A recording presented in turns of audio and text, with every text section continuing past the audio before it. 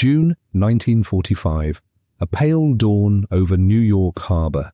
A grey troop ship groans past the Statue of Liberty, its decks packed with captured German soldiers, and one 18-year-old girl pressing both arms tight across her belly. Under her loose, stolen uniform, a secret life kicks against her ribs. In Germany, they warned her, if the Americans find out, they will rip the baby from you. Better to die than fall into their hands.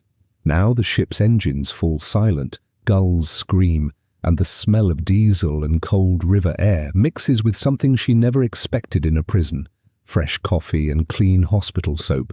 She braces for chains and fists, but the first touch on her skin is from an American nurse in white, not with hate, but with gentle hands on her swollen stomach. How did the monsters from the posters become the only people she could trust to save her child? And what happened to that baby after the war? Stay with me to the very end to find out. And if you want more true World War II stories like this, please like this video, subscribe to support the channel, and watch the full story unfold. In the last weeks of Hitler's Reich, the world around her was falling down. It was May 1945 in a small town near the Rhine. Houses were burned out, glass crunched under boots, smoke hung low over broken streets. In the cellar of a half-ruined school, 18-year-old Anna Keller sat in a faded field grey uniform and wrapped a strip of cloth tight around her stomach. She had been a signals helper, sending messages for an army that no longer existed. Now she was a prisoner, and she was 5 months pregnant. Her officers had told the girls, if the Americans take you, they will shame you. If they find a baby, they will tear it from you. Better to die here than fall into their hands. Anna believed them. She had seen what German papers printed: stories of enemy cruelty, photos of bombed German cities blamed on Anglo-American murderers. In her mind, crossing into American control meant walking into the wolf's mouth. The Americans came at noon. Tanks clattered over the cobblestones, their engines deep and steady. The air smelled of diesel and hot metal. White flags and sheets hung from windows. The German commandant had already vanished. A loudspeaker in rough German ordered all soldiers to step into the street with their hands up.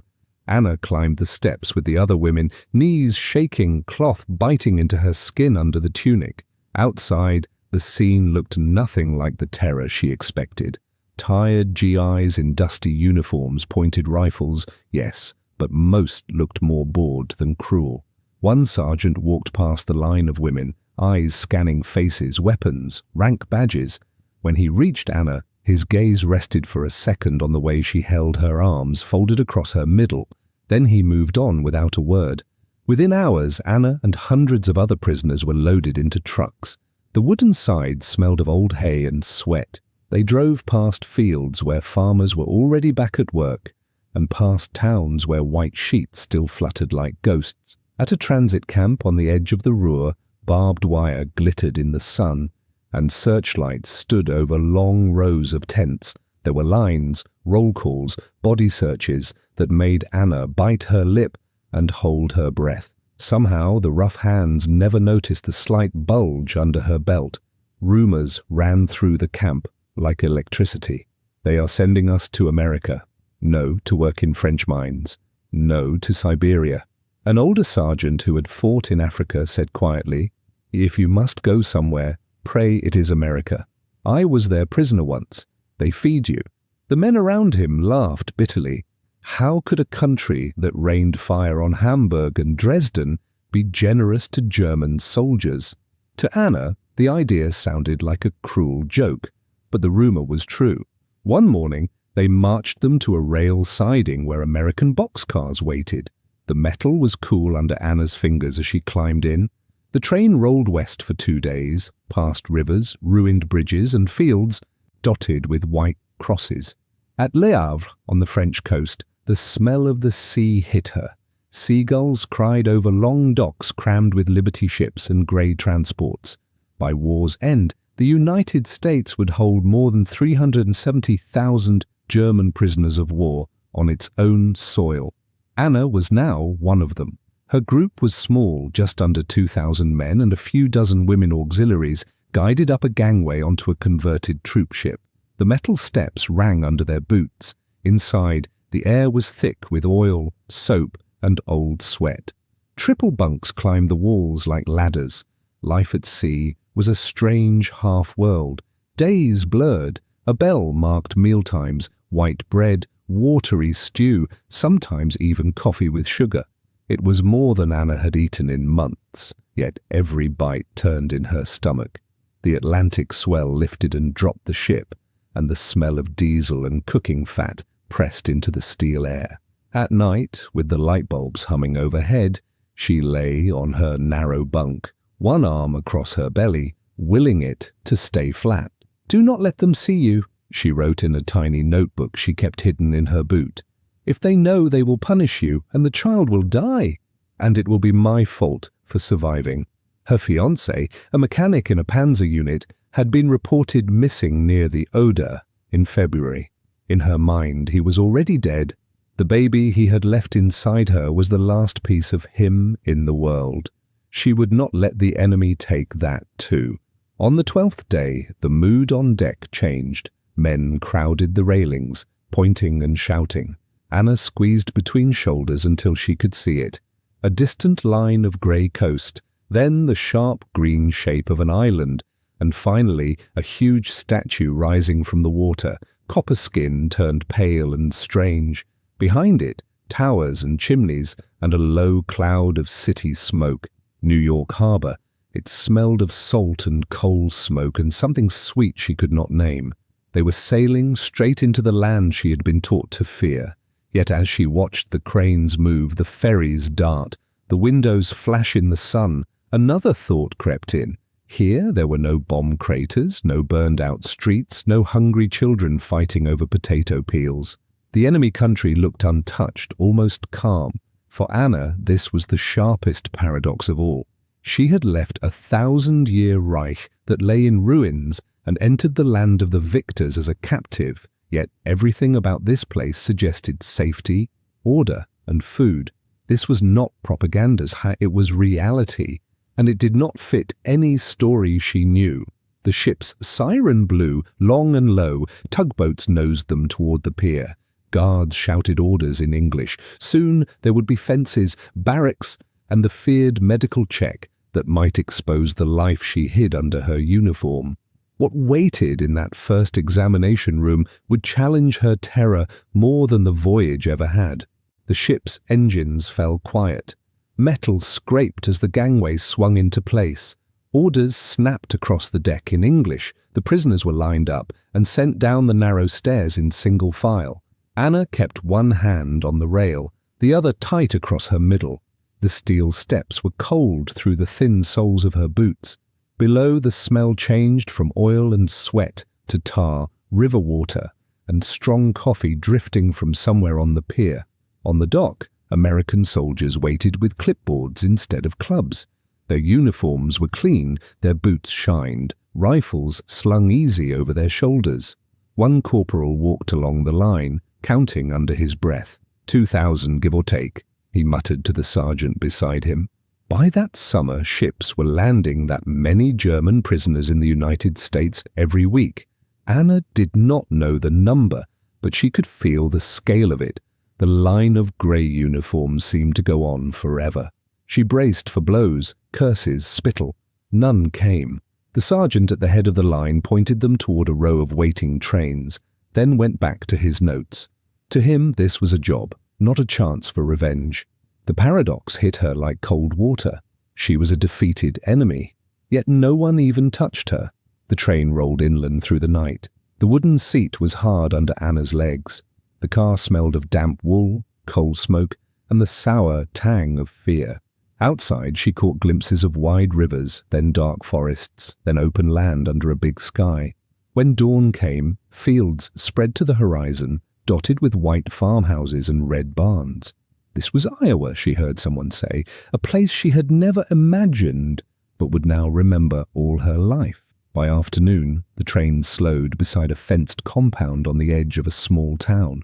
Guard towers stood at the corners, their windows glinting. Inside the wire, long barracks stretched in rows, but there was also a neat flagpole, a vegetable garden, even a baseball field marked out in chalk. Prison and playground, side by side. "Only the winning team has bats," a guard joked to another, and a few of the German men smiled in spite of themselves. At the camp gate, a painted sign read, "Prisoner of War Camp, U.S. Army, capacity 10,000. It was one of more than 500 such camps spread across America. Behind that simple number stood strict rules. Under the Geneva Convention, the United States had to give prisoners the same medical care and rations as its own troops. On paper, at least, Anna had rights she had never enjoyed in Hitler's Germany.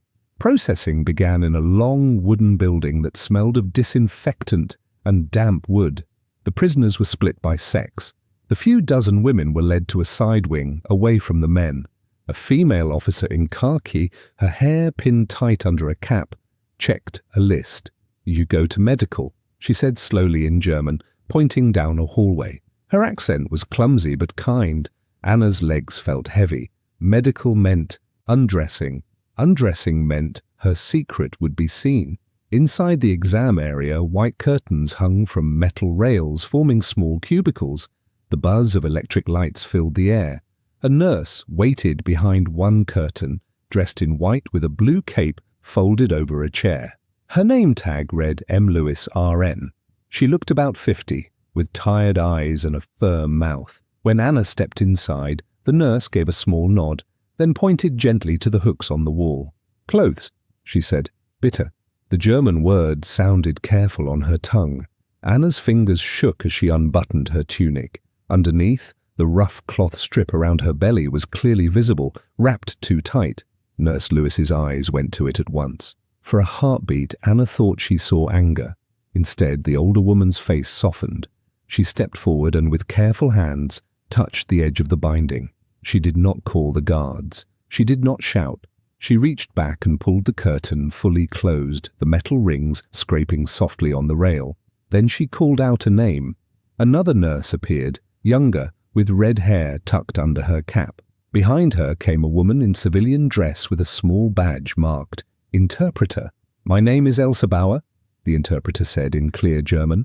"I was born in Chicago. My parents came from Bremen. I am here to help you talk to them." She nodded toward the nurses. "They want to know how far along you are," Elsa said. Anna stared. 5 months, she whispered. "Maybe a little more." Nurse Lewis held up 5 fingers, then rested her palm flat against Anna's belly, very gently.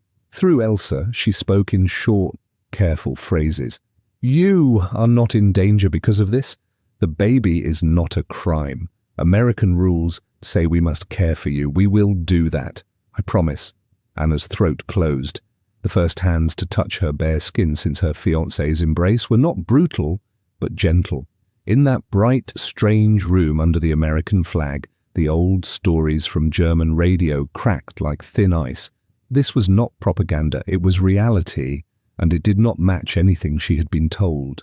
Later, in her diary, Anna would write, "The enemy nurse held my hands like my own mother. She spoke words I would not have believed a week ago, that my child had a right to live, even in the country that bombed our cities." The exam continued. Blood pressure, pulse, a cold stethoscope pressing lightly to her side, quiet nods. A note in a chart that marked her, in neat English script, as pregnant, special diet. When she was allowed to dress again, Nurse Lewis handed her a folded blanket. "For you," Elsa translated, "and later for the baby." Outside, the evening air was cool and smelled of cut grass and cooking from the camp kitchen. Barbed wire still shone under the sunset. Guards still paced the fences. But now, as Anna walked toward the women's barracks, the life inside her felt a little less threatened. She still did not trust this place. She still feared what the coming months might bring. Yet a promise had been given, and that promise would shape every day that followed, as work, food, and quiet kindness slowly began to replace terror. The bell rang at 6 in the morning, sharp and cold. For a moment, Anna thought she was back in the barracks in Germany. Then she smelled something she had not known there for a long time, frying eggs and toast. The women in her hut pulled on their clothes and lined up outside. Dew wet their boots. The sky over Iowa was wide and pale, with a faint smell of cut grass and coal smoke from the camp kitchen. Inside the mess hall, long tables waited. American cooks in white aprons moved behind the counter, ladling food onto metal trays. When Anna's turn came, a hand dropped 2 scrambled eggs, a thick slice of white bread with a square of butter, a spoonful of stewed fruit, and a tin cup of coffee into her hands. It was more than she had eaten in a day back home. Under the Geneva rules, each prisoner here received roughly 3,000 calories a day, almost the same as a US soldier. She stared at the yellow eggs, soft and warm. "For prisoners?" she whispered in German. Beside her, an older woman named Lotta, a former nurse from Cologne, shrugged. "Eat now, ask questions later," she muttered. Around them, spoons clinked, cups rattled, and the smell of coffee filled the air. Anna took a bite. The eggs were rich and almost too much. The bread was fresh, not the sour, black mixture of barley and sawdust she had known during the last winter of the Reich. Later, in her diary, she wrote, "Today I ate more than in 3 days at home. The strange thing is, it is the enemy who gives me this. What am I supposed to feel? Grateful? Ashamed?" The days in camp soon settled into a rhythm. After breakfast came roll call, then work. Most of the men marched out through the gates under guard, heading to nearby farms and factories. Across the United States that year, more than 350,000 German prisoners were used as labor, picking corn, cutting timber, loading grain. The women stayed behind the wire. Some worked in the laundry, where steam and soap stung the eyes and wet cloth slapped against metal drums. Others sewed uniforms or peeled potatoes in the kitchen. Because of her pregnancy, Anna was given only light duties. Nurse Lewis had written no heavy lifting in her chart. So Anna was set to work in the camp library and office, stamping books, sorting files, and later helping to translate simple notices into German. The paper felt smooth under her fingers, the room smelled of ink, dust, and the faint must of old American novels. Every few days, Nurse Lewis, or the younger nurse, whose name was Joan, stopped by the women's barrack to check on her. They listened to the baby with a stethoscope, cool against Anna's skin, and felt the curve of her belly. Through Elsa, the interpreter, they asked, "Any pain? Any bleeding? Are you eating enough?" Anna answered in short, stiff sentences at first. Trust came slowly. One afternoon, Joan arrived with a small brown bottle. "Vitamins," Elsa explained. "The doctor says you need more iron."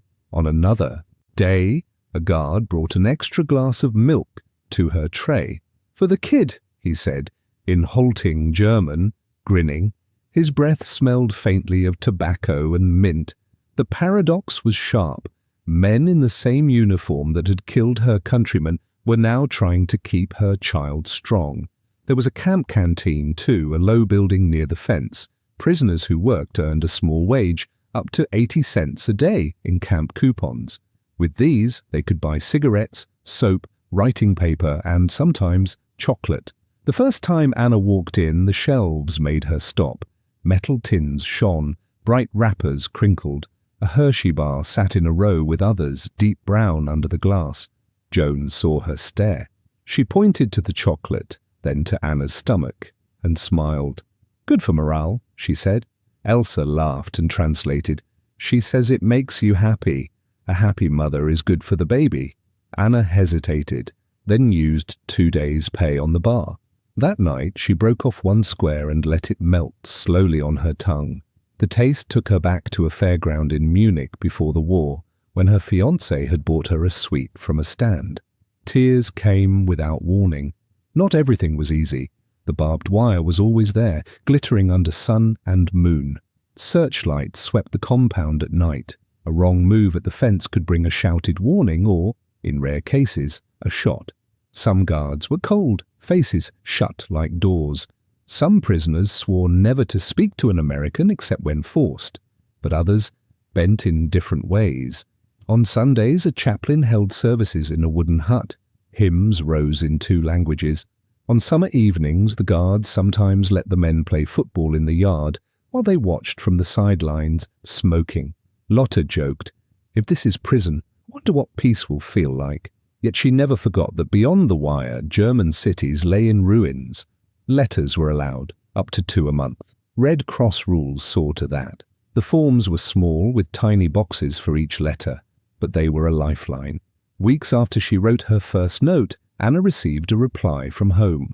The paper shook in her hands as she read her mother's words, telling of bomb damage, missing neighbors, and hunger. There was no mention of the baby. They still did not know. "A strange thing," Anna wrote in her diary after that. "Here, as a prisoner, I have more food than my family in Germany. I sleep in a clean bunk, and a foreign nurse worries about the child in my belly. The world has turned upside down. It would turn further still." As the months passed, more news filtered into the camp. Names of places like Buchenwald and Dachau, photographs in American magazines, quiet comments from Elsa and the nurses about things the German press had never printed. The stories of kindness and full plates would soon stand beside stories of cruelty and mass graves, and Anna would have to decide what to believe about her own side and about the people caring for her now. The news came on thin paper and in blurry black and white pictures. One hot afternoon, the Americans pinned several photographs to the notice board by the canteen. Men in striped clothes, piles of bodies, a gate with the word Buchenwald above it, another with Dachau. The photos smelled faintly of ink and chemical fixer. A few prisoners laughed uneasily and said, "More enemy lies." Others stared in silence. Elsa stood beside Anna, reading the English captions. "These are camps your government ran," she said, quietly, in German. "The Americans have opened more than a dozen like this in the last months. They say millions of Jews and others were killed." The number was unreal. 6 million was more than the people in whole regions of Germany. Anna shook her head. "We heard nothing," she answered, though even as she spoke she remembered whispers, rumours of labour camps in the east, words cut off when an officer walked by. Now, inside an enemy camp where she ate good food and saw nurses worry over her baby, she was looking at proof of crimes done by her own side. It was another cruel contrast. The country that had told her it was defending civilization had built these places. The country she had been told was barbaric was feeding and protecting her. A few days later, a guard called her name. "Interview," he said, in slow German. Her heart raced. Interrogation was a word that tasted of fear. She followed him to a small wooden hut near the fence. Inside, the air was thick with cigarette smoke and the clack-clack of a typewriter. 2 American officers sat at a table strewn with papers and maps. Elsa waited by the door, ready to translate. They offered her a chair, and to her surprise, a white mug of coffee. It was strong and bitter, with a hint of sweetness. "We know you worked in signals," the older officer began. "We want to ask about your unit. Names, places, nothing more." His voice was tired, not cruel. They asked about call signs, radio codes, locations of old headquarters that no longer existed. As she answered, the younger officer's fingers flew over the typewriter keys. Their questions were sharp, but controlled. No one shouted. No one struck her. At the end, the older man took off his glasses and rubbed his eyes. "Did you know about the camps?" he asked suddenly, his voice flat. "No," Anna said. "We heard nothing clear." She felt her cheeks burn. Whether it was shame or anger, she could not tell. Outside afterward, under the bright sky, Elsa walked with her for a few steps. "They lost men in those places," she said. "Some soldiers helped to free prisoners and found only bones. That is why they ask." Then she added, "My father comes from Bremen. When the war began, our neighbors in Chicago looked at us with fear. He lost his job at the factory. They said he might be a spy. We were not put in camps like the Japanese here, but we learned how fast people can blame whole families for what governments do." In the library later, with dust motes dancing in a slant of afternoon sun, Elsa's words came back. "People are not governments," she told Anna one evening as they shelved books together. "A flag does not tell you if a person is kind or cruel. You have seen this yourself. Some Germans here are brutal, some Americans here are gentle. It is the same everywhere. Anna thought of the boyish guard who sneaked her extra milk, of the camp cook who had once asked Elsa how to boil potatoes the German way, so the women would like them more. She also thought of the SS man who had slapped her hard across the face for dropping a stack of files in 1943. Same uniform as hers, same anthem, different heart. One warm night in late summer, after a checkup, Nurse Joan lingered by Anna's bed. Crickets chirped outside the open window. Faint cheers drifted from the baseball field, where prisoners and guards watched an evening game. Joan sat on the edge of the bunk and pulled a small photo from her pocket. The corners were worn soft. "This is my brother, Tom," she said, and Elsa translated. The picture showed a young man in an American uniform smiling in front of a tent. He went ashore in France in 1944. He died in the Ardennes that winter. We got a telegram. My mother cried for a week. Anna swallowed. "And you care for Germans?" she asked. Joan looked at her for a long time. "I could hate you," she said slowly. "Sometimes I want to. But hate will not bring Tom back. If I let it live in me, it will only make more pain. When I help you, maybe it stops a little of the hurt. Maybe your child will grow up in a world with less of this." Later, in her diary, Anna wrote, "An American nurse with a dead brother holds my hand and listens to my baby's heart. A German American whose family was mistrusted tells me that people are more than flags. The war taught us to see only enemies. Here, behind barbed wire, I begin to see faces instead." The camp did not become simple. There were still hard guards, hard words, sudden anger when news of trials in Nuremberg reached them. Numbers came, 6 million Jews, 11 million dead in all the camps, and sat like stones in the prisoners' minds. But another truth sat beside them. The same nation that showed those pictures was the one making sure a German prisoner's baby would enter the world strong and alive. As the leaves outside the barracks began to turn, sharp and red in the autumn air, pain started to wake Anna at night. Her back ached. Her belly grew heavy. The world beyond the wire was changing, with headlines about trials and new borders. Inside her, something else was coming closer, a different kind of turning point that no court or government could control, the day her child would be born, under the stars and stripes. The pains started in the dark before the morning bell. At first, they were small, like a tight band across her lower back. Anna turned on the thin mattress, trying to find a better position. Outside, the wind tapped a loose board against the barrack wall. The air in the hut was warm and heavy, smelling of wood, wool blankets, and the faint sourness of many people sleeping close together. Then a sharper cramp made her gasp. Something inside her shifted, low and deep. Lotta, on the bunk above, peered over the edge. "Already?" she whispered. Anna could only nod, teeth clenched. Within minutes, another wave came, stronger. Lotta swung down, pulled on her boots, and hurried out to the guard at the door. Soon, boots thudded along the path. A lantern beam cut into the barrack. "Infirmary," the guard said, his English clipped. He helped Anna into a blanket-wrapped coat and onto a small handcart they sometimes used for laundry. The night air hit her face, cold and sharp, full of the smell of damp earth and coal smoke.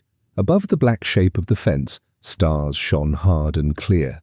At the infirmary, light spilled from every window. Inside, the world shrank to white walls, metal trays, and the clean, sharp smell of disinfectant and carbolic soap. Nurse Lewis was already there, grey hair loose around her tired face, still buttoning her uniform dress. Joan moved quickly at her side, laying out instruments that gleamed under a bright lamp.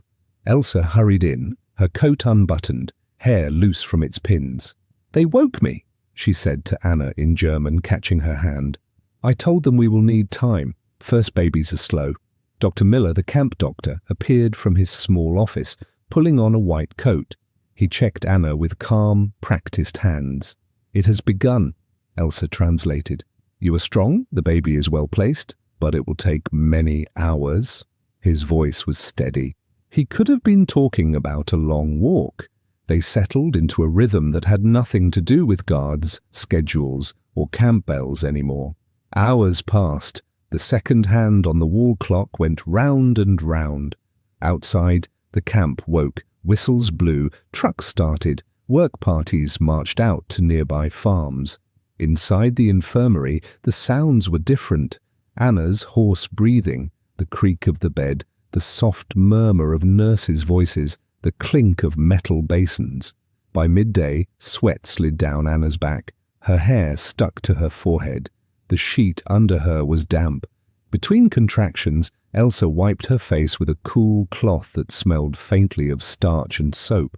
In all these camps, with more than 370,000 German prisoners, births like this are rare, she said quietly, but the doctor has seen them before. You are not the first woman to bring a child into the world behind this wire. Once, when a particularly fierce wave of pain passed, Anna gripped Elsa's hand so hard the interpreter winced. "I am sorry," Anna gasped. Elsa shook her head. "Do not be. I was not in labor when this war began, but I was in fear. My father lost his job because of his accent. There were days when I thought nothing good would come again. Now I see this, and I think maybe we were wrong." As the sun dropped, the light in the room turned golden. The doctor checked again, his face concentrated. "Not long now," Elsa translated. Joan leaned close to Anna's ear. "You are doing well," she said in English over and over, the same 3 words like a song. Anna did not know all the meaning, but she understood from the nurse's eyes. Outside, the camp loudspeaker crackled the evening call. Inside, they did not notice. The world had narrowed to one bed, one woman, and the small life pushing toward air. At last, close to midnight, Dr. Miller's voice changed. "Now," Elsa said, her own breath quickening. "Again, one more." Anna pushed with everything left in her. For a heartbeat there was only roaring in her ears. Then suddenly the room was filled with a new sound, a thin, angry cry, sharp as a trumpet. Dr. Miller lifted a small, red, wriggling form. Joan wrapped the baby in a clean, soft blanket that smelled of sunshine and laundry soap. She laid the bundle in Anna's shaking arms. The weight was so light it made Anna cry harder. The baby's skin was warm and slightly damp. A tiny fist waved, fingers like pink commas. "A girl," Elsa said, laughter in her voice for the first time that day. "A strong girl." Nurse Lewis bent over them, eyes bright. "Beautiful," she whispered in English. She did not need a translator for that word. For a moment, nothing else existed. No barbed wire, no ruined cities, no loudspeakers, no numbers in terrible headlines. There was only a mother and her child, and the quiet joy on the faces of people who, on paper, were her enemies. In the morning, when the sky outside was turning pale and the camp bugle sounded reveille, Anna lay propped up on clean pillows. The baby slept against her chest, breath soft and warm. Elsa sat by the bed with a notebook. "They need a name for the records," she said gently. "Have you chosen one?" Anna looked down at the tiny face. Dark hair, small nose, serious mouth even in sleep. "Freda," she said. "From Frieden, for peace. I want her to belong to a quieter world." Then she swallowed, glanced at Joan, who stood nearby with tired, hopeful eyes. And Joan, for the nurse who stayed all night. She smiled shyly. "Freda, Joan." Elsa repeated it in English. Joan's hand flew to her mouth. "You don't have to," she began, but stopped when she saw Anna's look. "In my country they told us you would hurt my baby," Anna said slowly in German, and Elsa translated. "You did not. You saved her. I want her to remember that, even if I am not here to tell her." Later that week a report went up the chain of command. It listed numbers, illnesses treated, teeth pulled, vaccines given, and 1 live birth to a German prisoner. To the War Department, it was 1 line among thousands. To Anna, it was everything. Years afterwards she would write, "My daughter first opened her eyes under a flag I had been taught to hate. The hands that caught her wore the uniforms of my enemies. But when she cried, they did not ask whose side she was on. They only asked if she was breathing well. As autumn deepened, Leaves blew across the camp yard, and rumors of repatriation began to rise. Anna watched Freda grow heavier in her arms, her cheeks rounder, her eyes more curious. The wire was still there, the guard towers still stood, yet each day, when the nurses weighed the baby and smiled, the distance between prisoner and protector seemed a little smaller. The next change would come not from a ward or an office, but from the outside world, calling these captives home to a broken country and an uncertain peace. The order came on a cold morning in early 1946. Frost silvered the camp yard, and the guards' breath showed in white clouds as they called roll. "Prepare for transport," the officer shouted in German. "You are going home." The word home hung in the air like smoke. For months, the wire and the barracks had been Anna's whole world. Here, she had eaten 3 meals a day. Here, her daughter had been born. Outside the fence lay a Germany she could hardly imagine now. Burned cities, broken bridges, families counting the missing. The paradox was sharp. She had arrived in America terrified of prison. Now part of her was afraid to leave. There were numbers behind the order. By the end of 1946, almost all of the 370,000 German prisoners held in the United States were shipped back across the Atlantic. The war was over. The victors did not want to feed enemy soldiers forever, when Europe itself was starving. On the day of departure, the camp smelled of coal smoke and damp rope as men rolled up mattresses and women folded their few clothes. Nurses came to say goodbye. Nurse Lewis hugged Anna briefly, her hands lingering on the baby's back. "You take care of her," she said, and Elsa translated with a tight throat. Joan handed Anna a small bundle, a baby blanket, a spare bottle, a black and white photograph of the 3 of them in the infirmary. "So she will know us?" Joan said. The train to the coast rattled through bare fields and small towns. Freda slept against Anna's chest, warm and solid. At the port, another huge ship waited, its hull smelling of rust and sea salt. This time, as she walked up the gangway, Anna was not hiding her belly. She held her daughter in full view, wrapped in a soft American blanket. The crossing was rough. Waves thudded against the hull, and the wind howled in the rigging. The air in the women's quarters was thick with the smell of metal, wool and babies, milk, talcum powder, sour cloth. Yet there was a strange comfort in the motion. "We are between worlds," Anna wrote in her notebook. "I left Germany as a soldier and came to America as a prisoner. Now I leave as a mother and a witness." They landed at Bremerhaven, a harbour of cranes and grey water. Warehouses stood shattered along the quay. The cold smelled of coal dust and damp timber. From there, crowded trains took them south through a land of gaps. Whole city blocks were missing, replaced by piles of brick and open sky.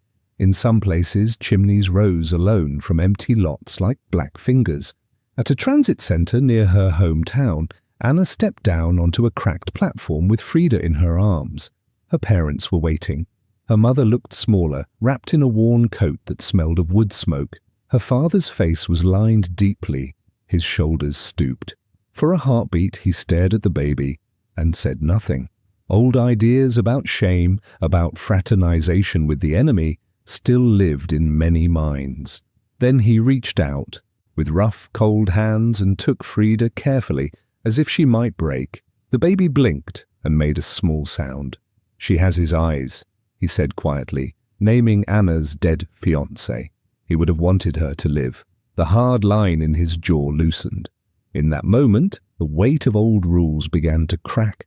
Life in the new West Germany was not easy. Food was tight.